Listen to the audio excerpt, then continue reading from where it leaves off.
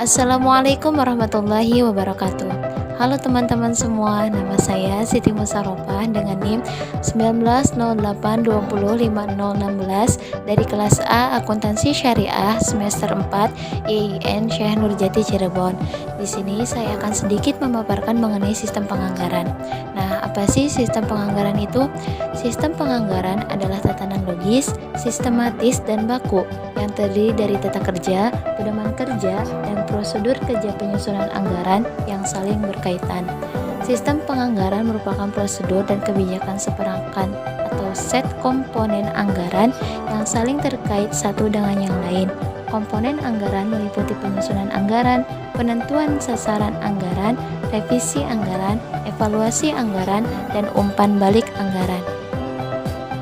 Selanjutnya terdapat 3 jenis sistem penganggaran. Pertama, anggaran tradisional. Kedua, anggaran berbasis kinerja. Dan ketiga, zero based budgeting. Langsung saja kita ke pemaparan masing-masing dari anggaran tersebut. Yang pertama, sistem anggaran tradisional. Sistem anggaran tradisional adalah sebuah sistem anggaran yang disusun berdasarkan jenis-jenis pengeluaran dan penerimaan. Adapun ciri-ciri dari sistem anggaran ini yaitu: pertama, anggaran diklasifikasikan menurut jenis pengeluaran dan penerimaan. Kedua, anggaran tahun sebelumnya dijadikan acuan untuk menyusun anggaran tahun berjalan. Ketiga, bersifat incremental, menambah atau mengurangi jumlah anggaran yang sudah ada sebelumnya dengan menggunakan data tahun lalu sebagai acuan. Yang keempat, menitik beratkan pada input dari semua kegiatan daripada outputnya. Jenis sistem penganggaran yang kedua yaitu anggaran berbasis kinerja.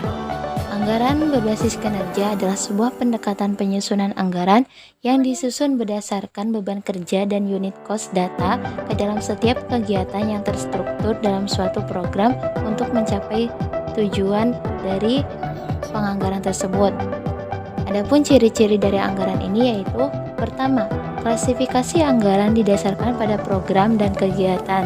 Kedua, penekanan pada pengukuran hasil kerja dan bukan pada aspek pengawasan.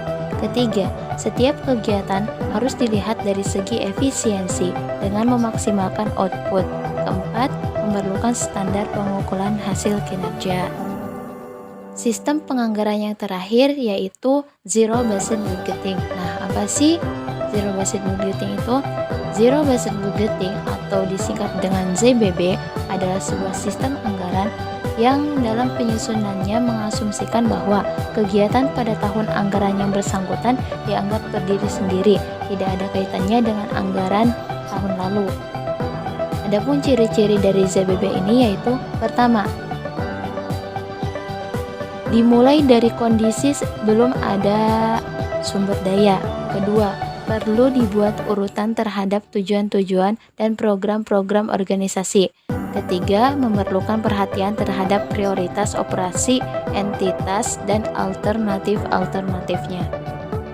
Meskipun sistem penganggaran terlihat sebuah hal yang sempurna, sistem penganggaran ini juga terdapat kelemahan. Adapun kelemahannya yaitu: pertama, terlaksananya kegiatan dengan baik tergantung pada ketepatan estimasi tersebut. Kedua, anggaran hanyalah merupakan sebuah rencana. Ketiga, anggaran hanya merupakan suatu alat yang dipergunakan untuk membantu manajer dalam melaksanakan tugasnya, bukan untuk menggantikannya. Dan yang terakhir yaitu kondisi yang terjadi tidak 100% sama dengan yang diramalkan sebelumnya. Sekian pemaparan dari saya, kurang lebihnya mohon maaf. Terima kasih. Wassalamualaikum warahmatullahi wabarakatuh.